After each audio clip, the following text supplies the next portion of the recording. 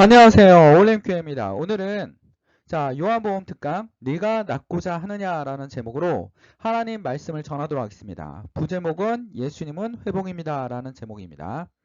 자, 하나님께서 이 시간에 성령의 역사가 함께 하시길 간절히 기도드립니다.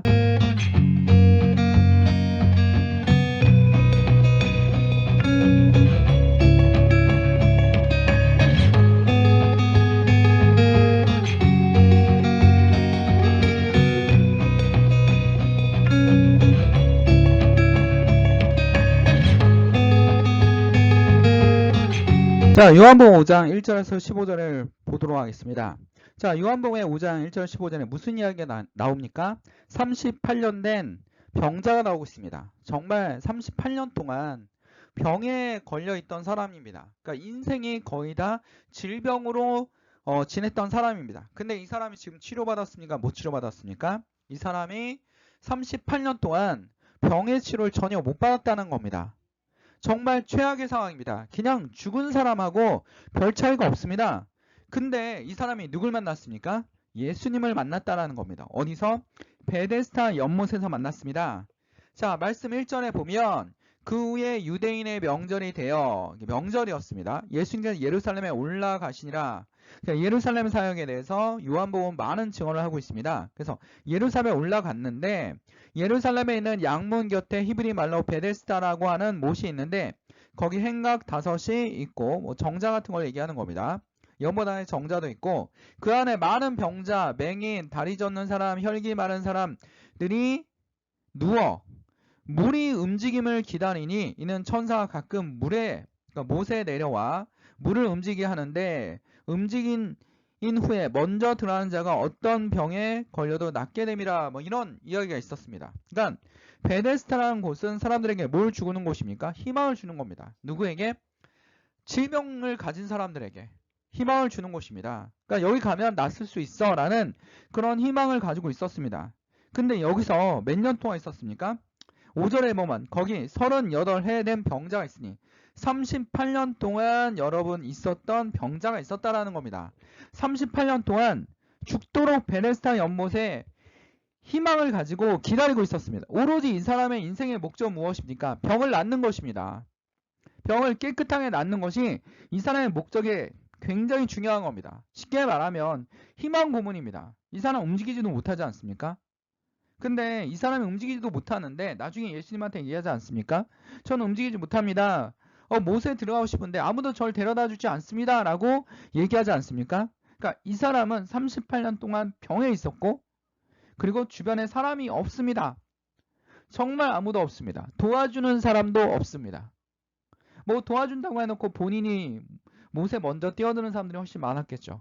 그러니까 치열한 경쟁 속에 있는 겁니다. 치열한 경쟁 속에서 낙오되어 있는 사람입니다. 정말 최악의 기록을 요한복음이 남기고 있는 겁니다. 정말 최악의 사람이 있었는데 그 사람이 누굴 만났습니까? 예수님을 만났습니다. 희망 고문 속에서 38년 동안 지냈던 사람이 예수님을 만났습니다. 그러니까 어떻게 됐습니까? 인생이 뒤집어졌습니다. 예수님을 만나고 이 사람은 인생이 뒤집어졌습니다. 아무런 희망이 없었던 인생이었는데 예수님을 만나고 완전히 뒤집어졌습니다. 예수님이 뭐라고 얘기합니까? 예수께서 누운 것을 보시고 병이 벌써 오래된 줄 아시고 이르시되 네가 낫고자 하느냐라고 확인해 보십니다. 네가 낫고자 하느냐. 자, 이 사람이 38년 누워 있습니다. 이 사람 바라는 거 뭡니까? 병을 깨끗이 낫는 겁니다. 이 사람은 오로지 한 가지입니다. 병을 낫기를 원합니다. 근데 예수님이 찾아오셨습니다.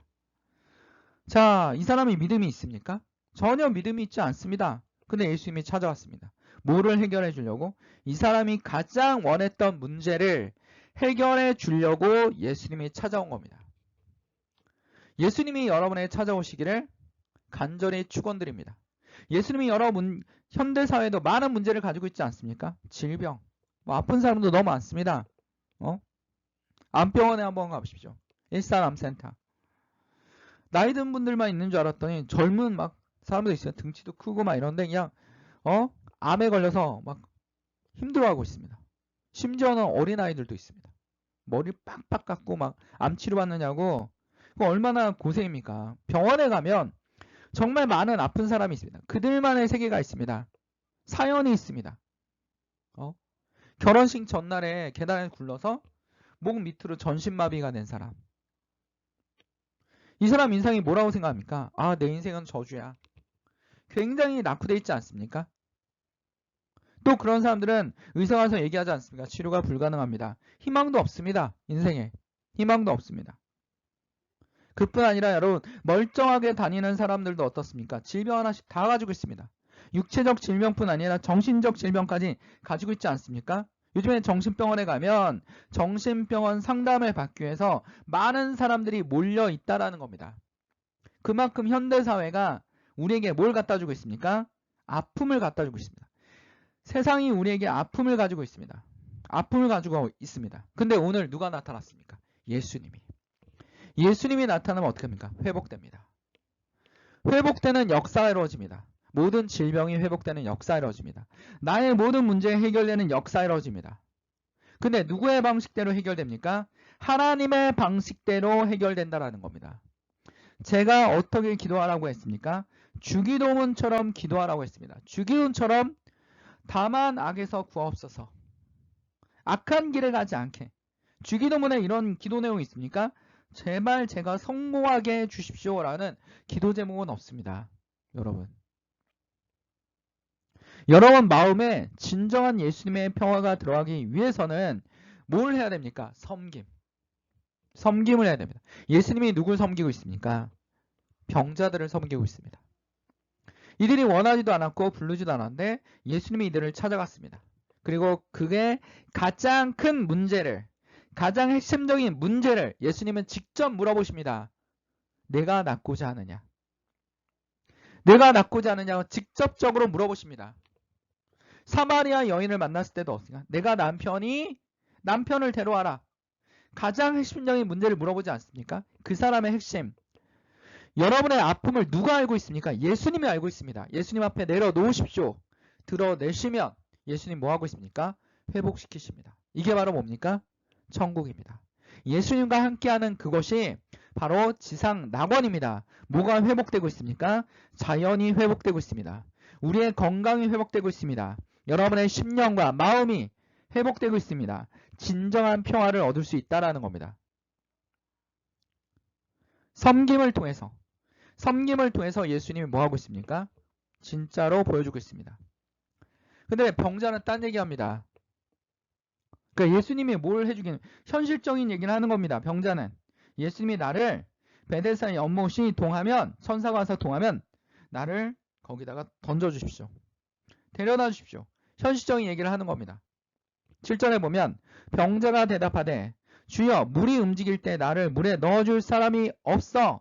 영어 성경이 뭐라고 했냐면 No one to help me into the pool. 연못에 나를 도와줄 사람이 전혀 없습니다. No one, 아무도 없습니다.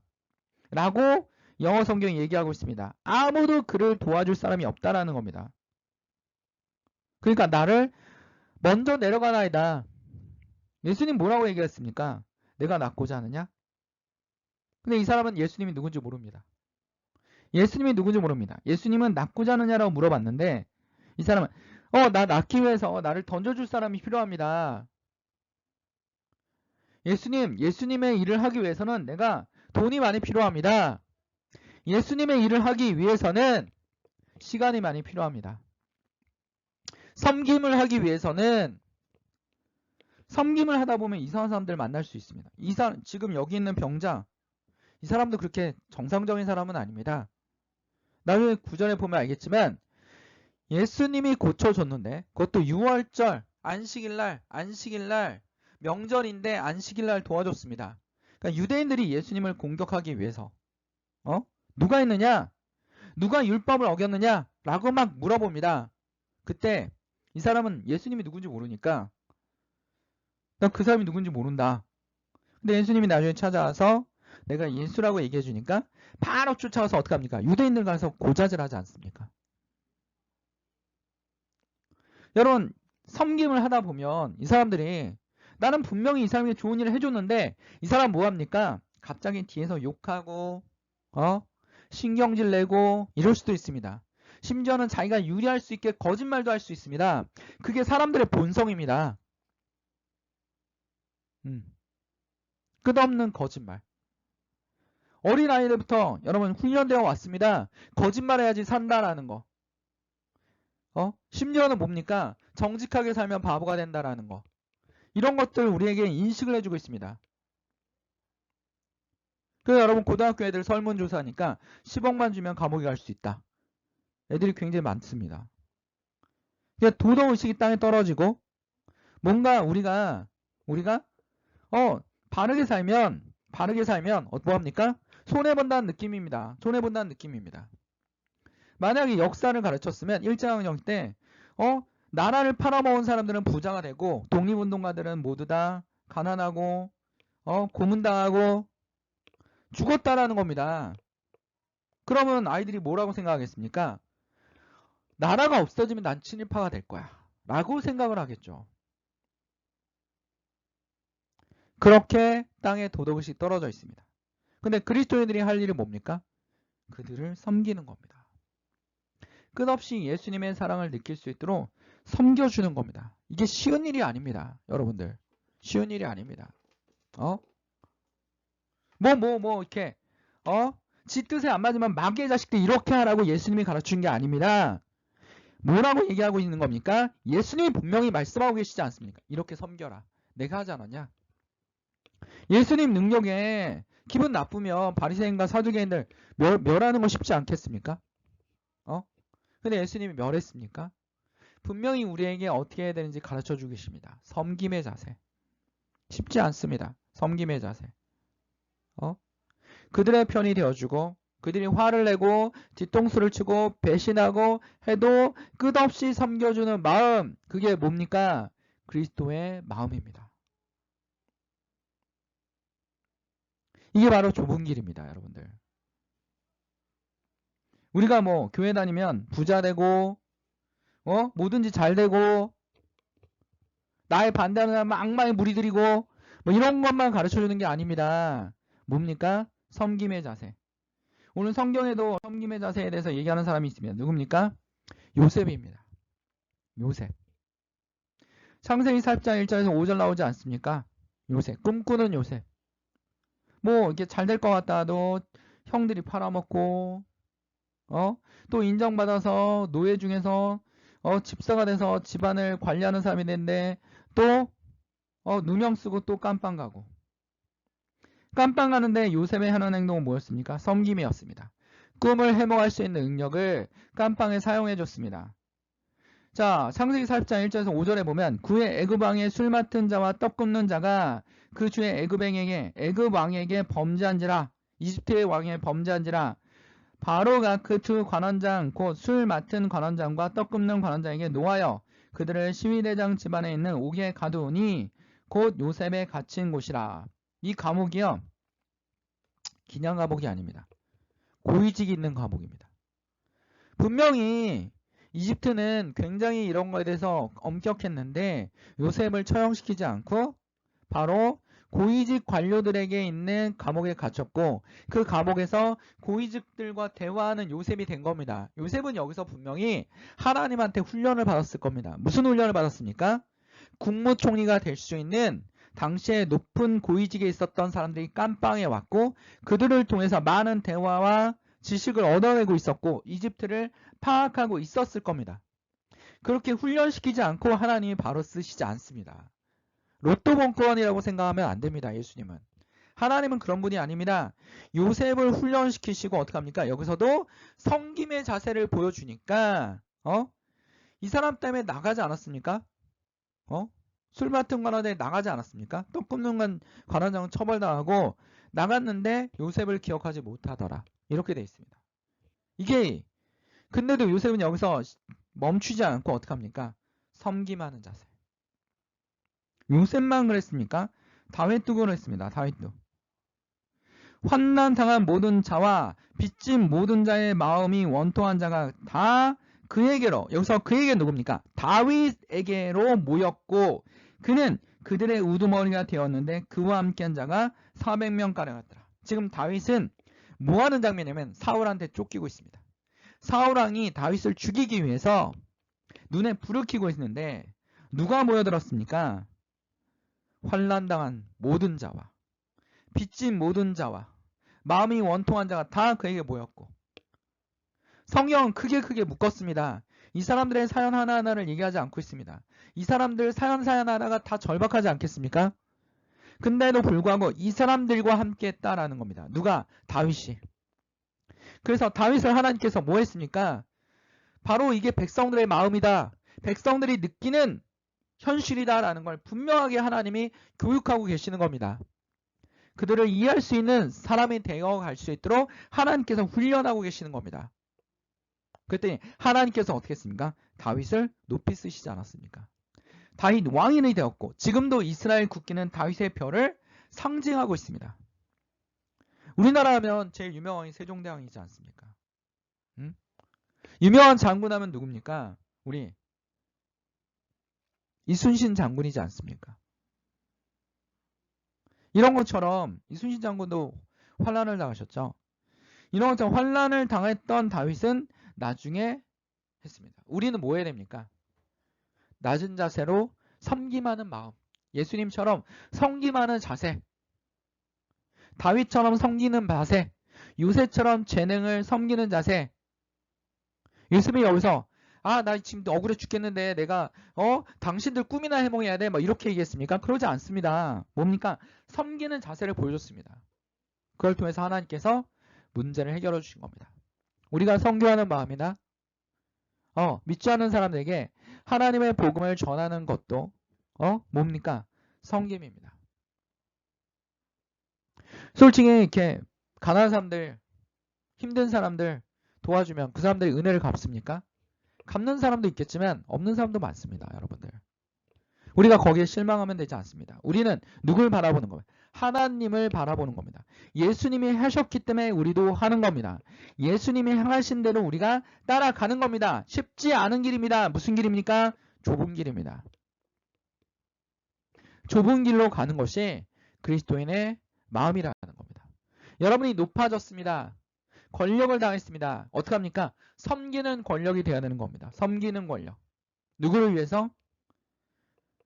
낮은 자들을 위해서, 약자들을 위해서, 사회적 소수자들을 위해서 섬기는 권력입니다. 여러분이 경영자를 해보시면 알지 않습니까? 어떤 직원이 좀 잘해줬습니다. 정화할 수 있도록. 근데 좀만 못해주면 어떡합니까? 욕을 몇 배로 합니다. 욕을 몇 배로. 뒤에서 욕하고 뭐 거짓말로 만들어내고 거짓말로 막 일을 만들어낸 사람들 많습니다. 하나님께서 그들을 갚아주지 않겠습니까? 그들이 그렇게 악한 짓을 계속한다면 그들을 하나님이 갚아주실 겁니다. 돌아오게 돼 있습니다. 돌아오게 돼 있습니다. 여러분 좋은 일을 많이 하고 하나님께 섬김한 자세로 예수 그리스도의 모습을 따라가면 무다 돌아오게 돼 있습니다. 여러분이 예수님이지 아니지 않습니까? 여러분이 뭐 십자가에 달려 돌아가겠습니까? 지금 한국은 신앙생활하기에 굉장히 좋은 여건에 있는 나라입니다. 우리가 지금 북한도 아니고 아랍 국가도 아니고 신앙생활하기에 굉장히 좋다 보니까 굉장히 이 신앙에 대해서 겸손한 자세가 아니라 타락하시는 분들이 많다라는 겁니다. 어쩐 대리운전하는 목사님이 대리운전하다 보면 장로님도 술 취해서 타고 술 취해서 막 전도하시고 막 이런다라는 겁니다. 뭐 해야 됩니까, 여러분? 회개라는 건 뭐냐면 그리스도인이라 뭐라는 거는 빛이 돼야 됩니다. 빛. 세상의 빛과 소금의 역할을 감당해야 되는데 우리가 세상에서 또랑물의 역할을 감당하면 되겠습니까? 나는 그리스도인이야. 근데 또랑물이야. 그럼 되겠습니까? 안 되겠습니까? 안 된다라는 겁니다. 빛과 소금의 역할. 이게 쉬운 일이 아닙니다. 빛과 소금의 역할. 뭡니까?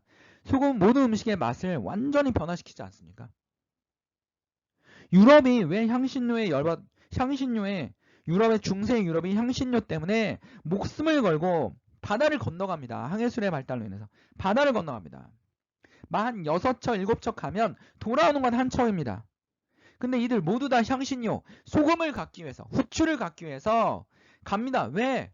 유럽이 그 전까지는 고기에 아무것도 안 넣고 마른 고기를 그냥 씹어 먹었는데 여기다 소금과 후추를 뿌리니까 맛이 완전히 다르다는 겁니다. 이게 소금이었습니다. 그들은 이 소금은 뭐라고 생각하냐면 중세시대 소금은 황금이라고 생각했습니다. 한 번 갔다 오면 엄청난 부자가 되는 겁니다. 재벌이 되는 겁니다. 재벌. 소금 한 번 잘 받아오거나 후추 향신료 가져오면 재벌이 되는 겁니다. 근데 누가 안 가겠습니다. 모두 바다를 건너서 향신료에 의한 동양으로 간다라는 겁니다. 심지어는 막 유럽에 2, 3마일까지 막 돌지 않았습니까? 동양에 가면 막 금이 돌아다녀. 막 길바닥에 차 있는 게 금이야. 막 이런 식으로. 사람들에게 막 꿈과 희망을 주고 그들을 끌고 갑니다. 근데 어떡합니까? 10척이 가면 한 척 돌아옵니다. 9척은 다 바다에서 죽은 겁니다. 그게 소금입니다. 소금. 소금의 역할을 감당하라는 겁니다. 예수님께서. 소금의 역할을. 오늘도 9절을 보면 뭐라고 했습니까? 8절에 예수님께서 분명히 좋은 일을 했습니다. 예수님이 이르되 일어나 내 자리를 들고 걸어가라 하니 그 다음에 곧 나아서 자리를 들고 걸어가니라. 이날은 안식일이니 안식일이라고 되어 있습니다. 그랬더니 유대인들이 병 나은 사람이 이르되 안식일인데 네가 자리를 들고 가는 것이 옳지 아니하니라. 뭐가 중요합니까? 사람의 생명보다 안식일이 중요합니다. 형식주의에 빠져 있는 겁니다. 사람의 생명보다 뭐가 더 중요합니까? 형식이, 율법이 더 중요합니다. 이게 뭡니까? 그리스도인이 아닙니다. 뭡니까? 종교주의자입니다. 율법주의자입니다. 율법주의에 빠질 수 있다는 겁니다. 우리가 가장 중요한 건 뭡니까? 율법주의, 형식주의에 빠지다 보면 무서운 결과를 초래합니다. 무서운 결과를 초래하지 않습니까? 이들은 이 사람이 나온 게 중요한 게 아닙니다. 안식일인데 왜 나왔냐? 율법에 그러면 안 되는데. 누가 율법을 어겼냐? 이 사람들이 이 아픈 사람을 위해서 신경을 씁니까? 전혀 신경 쓰지 않았습니다. 너 왜 율법인데 율법 유월절 날 율법을 어기고 병이 나았냐? 이게 문제라는 겁니다. 병이 나. 네가 뒤든 말든 율법을 지켜야 된다는 겁니다. 이게 바로 율법주의, 형식주의입니다. 굉장히 무서운 거죠. 사람의 생명 이런 건 중요하지 않습니다. 오로지 뭡니까? 율법. 종교를 어기면 마녀 사냥하는 중세시대 종교처럼 변질될 수 있다는 겁니다. 우리는 이거에 대해서 주의해야 됩니다. 정말로 주의해야 됩니다. 예수님이 뭘 가르쳐주고 계십니까? 사람의 생명이 율법보다 중요하다. 율법 위에 있는 사람이 누구다? 예수 그리스도다. 나는 메시아다. 라는 메시지를 던지고 있지 않습니다. 근데 이 사람 몰랐어요. 누군지. 예수님이 몰랐어요. 11절에 대답해 내가 낫게 한 그가 자리를 들고 걸어가라 하더니 하니 그들이 묻되 너에게 자리를 들고 걸어가라 한 사람이 누구냐 하되 고침을 받은 사람이 그가 누구인지 알지 못한다라고 그랬어요. 그리고 예수님은 피했습니다. 많은 사람들이 예수님이 뭐라고 했어요? 내 병 치료해 주십시오. 저 사람은 치료해 준 것처럼 한 것처럼 예수님에게 바라니까 예수님 피하셨습니다. 그 후에 예수께서 성전에서 그 사람을 만나 이르시되 보라 내가 나았으니 더 심한 것이 생기지 않게 다시는 죄를 범하지 말라 하시니 예수님께서 사후관리까지 해주셨습니다. 죄를 범하지 말고 네 회복된 일로 인해서 네 사명을 감당해라. 네 문제를 해결해 주지 않았냐? 라고 예수님 말씀하고 계시지 않습니까? 정말 이 놀라운 말씀을 하고 계시지 않습니까? 근데 이 사람이 한 일이 뭡니까? 그 사람이 유대인에게 쫓아가서 예수라고 하더라. 고자질합니다. 자기의 진짜 지겨운 문제를 해결해 줬는데 예수님을 배신했습니다. 예수님을 가서 고자질했습니다. 본인이 약자니까 6월 전에 내가 낫게 달라고도 안 했는데 예수가 고쳤다. 이 사람이 잘못한 것이다. 나는 율법을 얻은 게 아니다. 이런 식으로 예수님에게 뒤집어 씌우는 겁니다. 죄를 예수님에게 뒤집어 씌우는 겁니다. 우리가 예수님을 닮아간다. 예수 찬양을 하고 노래하고 기도하고 있습니다. 진정한 우리는 예수를 사랑하는 사람들입니까? 위험하거나 어려운 일 있으면 예수 때문입니다. 라고 얘기하지 않겠습니까? 그리스도인 때문입니다. 라고 같이 그리스도인을 비난하지 않겠습니까? 예수님보다 율법을 우선하지 않습니까? 형식을 우선하지 않습니까? 우리는 진정하게 무엇이 본질인지, 교회가 무엇이 본질인지 알아야 될 것입니다. 이 고정관념의 잘못이 어디도 있냐면 우리 세계 역사상에 엄청난 경제공황이 터졌습니다. 그 원인은 고정관념에서도 출발했습니다. 뭡니까? 자, 세이라는 경제학자가 있습니다. 아담 스미스를 굉장히 존경하는 경제학자입니다. 이 사람이 얘기한 게 뭐냐면 공급을 통해서 수요를 창출해야 된다. 공급이 이 사람 말이 틀렸다는 게 아닙니다. 공급이 수요를 창출할 수밖에 없다. 즉 생산을 많이 해서 물건을 많이 팔면 돈이 생기기 때문에 그 돈을 가지고 또 물건을 사들이지 않겠느냐. 그러니까 수요가 살아난다라는 거야. 그러므로 공급을 창출해야지만 수요가 살아날 수 있다라는 겁니다. 열심히 생산해야지만 수요가 살아날 수 있다. 소비자들이 많이 늘어날 수 있다. 라고 얘기하고 있습니다. 근데 경제 상황이 안 좋아지고 실업자가 넘쳐나니까 이 사람들은 단순하게 생각한 겁니다. 그래, 생산을 많이 하면 이 경제 공황을 극복할 수 있어. 그래서 물건을 마구마구 만들어냈는데 물건이 팔립니까? 안 팔립니까? 안 팔리죠. 물건의 가치는 떨어지고 돈의 가치는 올라가는 이런 일들이 벌어지는 겁니다. 물건의 가치가 계속 떨어집니다.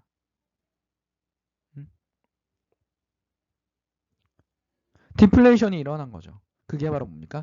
경제공황입니다. 근데도 기업들은 계속 뭐합니까? 물건을 계속 만들어냅니다. 그러니까 물건은 넘쳐나는데 사는 사람은 없습니다. 이게 바로 사람들의 고정관념이라는 겁니다. 고정관념. 한번 잘못 만들어진 고정관념이 상황을 더 악하게 만들고 왜 악하게 되는지 모르고 있다는 겁니다. 우리가 왜 악하게 되는지, 왜 지금 이렇게 상황이 어려운지, 왜 여러분들이 왜 상황이 이렇게 어려운지 오늘 성경에서 얘기하고 있지 않습니까? 누굴 만나야 됩니까? 예수님을 만나야 됩니다.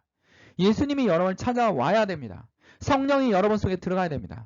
모든 문제는 누가 해결할 수 있습니까? 성경은 얘기하면 예수님입니다. 왜 예수님이 해결할 수 있습니까? 예수님이 창조자이기 때문입니다. 예수님이 오면 다 회복됩니다. 모든 것이 회복됩니다. 창조 질서가 회복되는 겁니다. 지금 아파하는 지구가 인간을 병들게 하고 있는 지구가 회복되는 겁니다. 하나님이 처음에 만들었을 때 보시기에 좋았더라 했던 그 지구가 회복되는 겁니다. 여러분에게 심리적으로 어렵고 막 이럴 때 의사한테 상담해도 치료되지 않는 마음들이 예수님을 만나면 어떻게 됩니까? 치료될 것입니다. 오늘 말씀을 기억해냅니다. 예수께서 그 누운 것을 보시고 병이 벌써 오래된 줄 아시고 이르시되 내가 낫고자 하느냐. 예수님이 오늘날 여러분에게 물어보십니다. 내가 낫고자 하느냐라고 물어보고 계십니다. 다 같이 기도하겠습니다.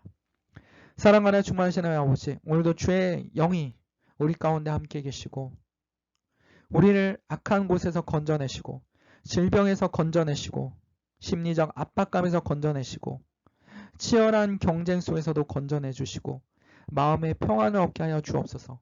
하나님의 영이 우리 가운데 임하시고 주의 성령이 우리 가운데 임하셔서 38년 된 병자를 치료하시고 사마리아 여인을 치료하시고 그 다음에 아버지 하나님 갑자기 물이 변하여 포도주가 되듯이 하나님의 이적이 하나님의 표적이 우리 가운데 임하시사 우리의 믿음을 강하게 해주시고 하나님 앞에 가까이 갈 수 있는 그런 주의 성도들이 되게 하여 주시옵소서. 주를 믿고 주를 따라가는 주의 성도들이 되게 하시고 매일 성령의 감동 감화 속에 주의 인도하심을 속에 살아갈 수 있고 변화되는 예수님과 함께 동행하는 주의 성도들이 될 수 있도록 주님 붙들어 주시옵소서. 모든 걸 주님께 감사드리며 예수님 이름으로 기도드립니다. 아멘.